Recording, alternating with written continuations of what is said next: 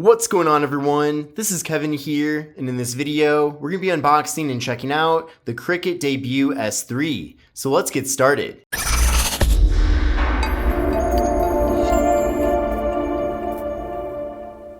So this is the Cricut Debut S3. Now, this phone is available at Walmart for just $35, which is incredible. Obviously, I'm not expecting too much from the actual device itself, but from time to time, I do like to pick up different Cricut budget phones and cover them here on the channel. So when I saw this one was being offered for such a low price, I figured I may as well give it a try. So again, this is a super affordable smartphone. Obviously, Cricut is a prepaid carrier, and if you want to use this device, you do have to actually use it on Cricut. So it's also interesting too how we don't actually know what company manufactured this phone. I'm sure if I research it a little bit more deeply, I can find out, but this phone is literally just under the Cricut brand. Also interesting too is that we are getting a 2-year warranty, which is nice, but the phone does come with Android 14, which at this point is pretty outdated. And speaking of which, it's not like this phone was just released. It looks like this phone did come out about a year ago, but typically these lower end prepaid devices are offered from the carriers for at least multiple years. So I figured it's still not too late to actually make this video. So if you are a Cricut customer and you're looking to save some money on a smartphone, or you just don't want a smartphone that does too much to save money in exchange for that, then this phone might make a little bit of sense for you. We'll open up this box, and also I love these old school prepaid boxes, how big they are. It's almost like the cheaper the phone is, the larger the box is. So it's kind of funny how that is. But we'll open this up and see what all is here. Looks like that is it. And we have another layer of plastic here protecting the phone. And I can already tell that this is a very large device, which I know a lot of people do like phones with big displays because they're great for watching content. But we'll open up this plastic here, and there's all kinds of things here in the box.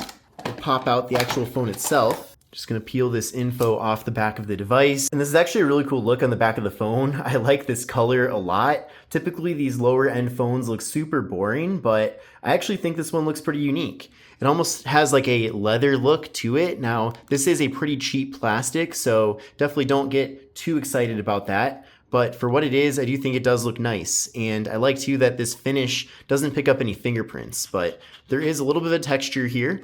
And then you can see with the camera module, we do have kind of this like transparent housing around the two cameras. And I believe these cameras are a 13 megapixel main camera and then a 2 megapixel macro camera. And then of course we do have the flash right there. But we'll peel this off right there and start up the phone for the first time. There we go, powered by Android. And you can see on the right side of the phone, we have volume up, volume down. We have the power button, which is also the fingerprint sensor. So really nice to see too that there is actually a fingerprint sensor with a $35 smartphone. On the left side here, we have the slot for the SIM card, and this phone also supports micro SD card expansion, which also goes in that slot. So another nice thing to have.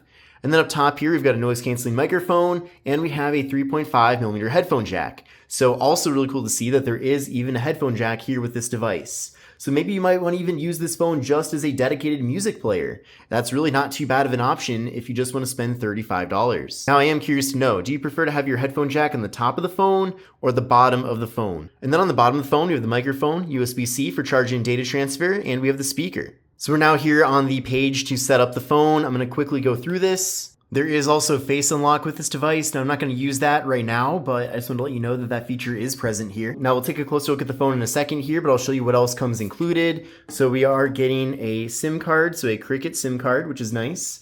There's also a Cricut setup guide, and I love their branding and the characters and all that. Definitely a little bit different than you'd find from your typical mobile carrier, so definitely a fun touch there. We have a safety information guide, we have a quick start guide for the phone, and some pretty detailed directions too on how to actually use this device and do many of the common things that you do on a smartphone.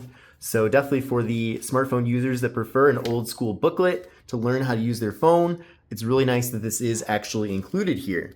Now we're also getting a USB-C cable for charging and data transfer. Now it is USB-A on one end and then USB-C on the other. We also have a USB-A wall adapter, and then this wall adapter is 10 watts, which is pretty nice. We have a SIM card removal tool, which is very important. And then finally, this is actually a pretty big surprise here. We are getting JLab earbuds included. So it is indeed JLab, which is a pretty well-known headphone brand. Now, obviously, these are very low end. They are, of course, wired headphones, which you can then use that headphone jack, but still nonetheless, really cool that this is included. It looks like we also have a button here to take calls or end calls, and then it looks like a microphone as well. And then what's also interesting is that these ear tips, which I'd imagine are not the highest quality out there. Also, there's no other ear tips included, so you just get one size. But we have kind of a different attachment on this side versus the other side. So I'm not sure why that is, but if you're running, I'd imagine this will stay in a lot better. So anyway, though, really cool to see that we are actually getting earbuds and from an actual name brand inside of the box of a $35 smartphone. Now I still have to set up the phone. I need to connect to Wi-Fi and all of that. The date isn't even accurate here because it's not connected to anything right now. But I just want to give you a closer look of the device before I finish off this unboxing video. Now the brightness is set to 100% here on the phone, and you can see how that looks. So definitely when it comes to viewing angles, not quite as good as some of the more premium phones out there. But honestly, for a phone that's just $35, it's nice that we're getting such a big display here. That makes it great for watching video content. And in general, it looks like it is a pretty well optimized Android experience. Definitely more of a stock experience as well. Now we'll go over to the camera and take a look and see how that looks. And we'll go to allow. Got it. Yep. All the directions. Cool. Oh, there's some AI features in there too, which is interesting. So yeah, here's the main camera. And let's see if there's actually a macro mode. Night mode. That's pretty cool. I don't know if I see macro actually. Might be.